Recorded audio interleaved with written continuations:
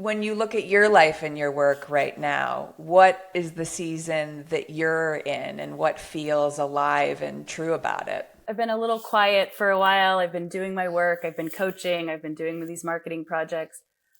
Oh, I'm ready to grow. I'm in growth mode. And so I started to be like, oh, I'm going to meditate on the season of growth and coming out to be like to share my message more. And then I sat down and immediately my body was like, heck no, that is not where you're at. You are in slow, deliberate growth mode. So my head wants to be in like fast, showy. I'm like ready to share more and be on Instagram more and, build. And my body is like, we're building, but we're going to do it differently. And we're going to be slow and we're going to be deliberate. And so I'm in a season of really slowing down, really slowing down and getting present with what's right in front of me. I have a family. I have a lot of great coaching clients. I'm running a great coaching group. And I want to continue to do that work and I want to grow my impact, but I think I want to do it in a way that feels really good in my body and that I can sustain for the rest of my life.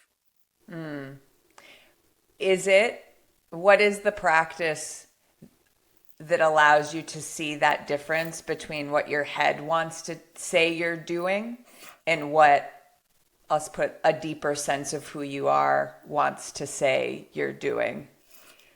It is stillness. It's quiet. It's shutting out the noise. I think I suffer from being curious about a lot of things. So taking in a lot of inputs and taking in a lot of information because I love to learn. But sometimes that means that I'm shutting myself off from what's actually in here. And so it's only in getting quiet. And so maybe turning off Instagram or the TV or whatever for some periods of time and sitting. And sometimes I sit and it's still just mental chatter. And sometimes even my mental chatter can sound like intuition. It's like, oh, very wise, and can step into that voice. And it's been in the practice of also sitting and understanding what my body feels like when I am calm, that I've been able to have a felt sense of, oh, that's the real me versus that is my thinking in disguise of the real me, because I've been programmed, and just the way that I am is the mind can be a tricky thing. So it can often come in disguise and make itself feel like it's really giving me the sensible, clear path forward. And I now can feel it more quickly now that I've had more time and quiet. Yeah. There's so much we will get into about your work, but it feels right to say this now. What you said about getting rid of some of the noise. I feel like for me this season, I've had to confront that I could spend my life like taking in information and watching other people, whether it's manifest or regulate their nervous system or create something new or change their relationship with work and their romantic and personal life. I could like watch it all day, every day, and maybe even get the sense that I'm like doing it with them. Totally. But then, I've gone through real cycles of when the week quiets down, when the day quiets down, of the feeling a come down from, maybe the scientific way to describe it is like the dopamine hits of taking all of that in. Yep. And I feel like I sensed this pattern of, wait, why on Friday evenings do I feel really alone and depressed from a week of being in that? And so I'm curious what your thoughts are about that. But I wanted to say that up front, it feels like that's been one of the big reckonings for me in my life, and that you've helped me stop and see the distinction of the input versus where I am underneath it all. Yeah. I I mean, it's a struggle that I'm living daily as well. Yeah. We've talked about that a bit.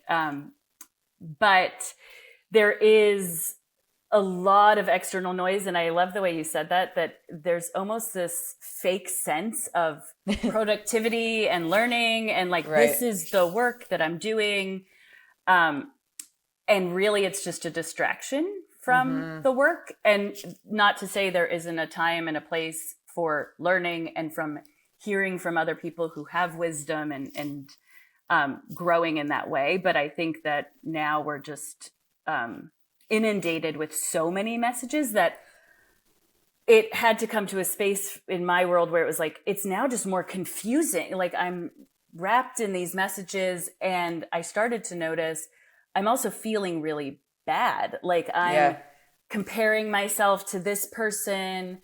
I'm looking at this person and I love what she's wearing, and then the stories continue. I can never succeed till I look this way, till I dress this way, till I wake up at 4:30. Yeah. And those stories just keep us stuck. And that stuckness is where I was able to sort of meet, where's this resistance, this like fake thinking I'm moving forward, but actually it's pushing me back more than I even knew it was. It reminds me when in the marketing world, when social media was taking off, it was like, oh, I have to be on social media for work, right? And then that sort of like, I used work as a cover for why I was like scrolling at midnight. Oh, this is market research. I'm just researching everything. But it wasn't market research. And, you know, if you think about building a great brand is being authentic and true to the essence of that brand and having something real and some depth there. If a brand just tries to be a copycat of what other brands are doing, usually that comes through. And I can feel the difference. Right. And I think that's true in our personal lives as well. Like when you are able to come through as your most authentic self, people feel that. Yeah. Whereas if you're coming through as a copycat of some books you've read and you're throwing up some quotes from, you know, different teachers, and that's all you have, that ends up being very shallow, and people poke right through that as not feeling very real. And I think the thing that gets scary to me that I felt personally is I'm actually getting further from who I am. Like I'm losing who I am. Yep. Yep. It's a subtlety, and it takes. Well, go ahead. You did mention the chemical reaction that's happening. So I think there is, you know, sometimes we give ourselves a lot of like, it's another way to beat ourselves up. But there is like, these technologies have been created in a way to capture our attention. And so there's this subtle dopamine release that is happening that is making us feel good about learning, about laughing, about all these things we're doing. And then they sort of mask the other chemical reactions that are happening, which is fear that I'm not enough, which is worry that I'm not, you know, this or that.